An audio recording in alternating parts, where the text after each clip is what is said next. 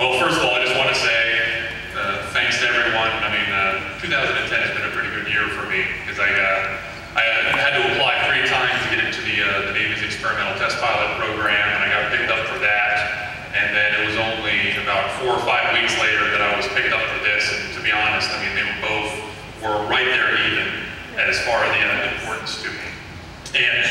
And two, I would say, like, I've been spending the last 9.5 years wearing a lot of green and a lot of tan, but it definitely feels good to have the blue on again. So definitely like that.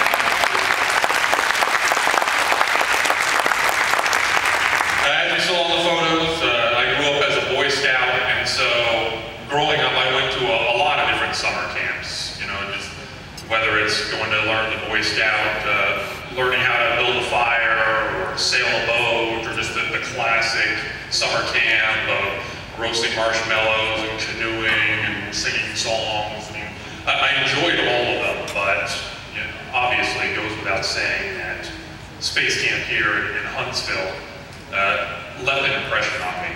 And you know, it did, as was mentioned earlier tonight, you know, it flipped that switch. It really did inspire me, and it is a lot of what has led me up to today. But where this hallowed place really made a difference for me is when I came back to work. Because, you know, when I attended as a camper in elementary, middle, and high school, I mean, it was inspiring, and it touched me, and it, you know, again, forged that path that brought me here today. But when I came and actually worked here as a counselor, and so then week in, week out, all summer long, here's a whole, you know, hundreds of kids, you know, I'm in charge of these specific 18 kids, and you can see that spark, and and just those smiles the whole time, like right when they show up. I mean, that magic, that's what really touched me. And that's when I really, you know, understood what this place is all about. And you know, I thank everyone for coming here, and not as much to honor myself and the other inductees tonight and from the past, but more importantly of supporting the Space and Rocket Center and supporting Space Camp, because it does inspire, you know, not only the engineers, the scientists, the pilots of the future, but everyone.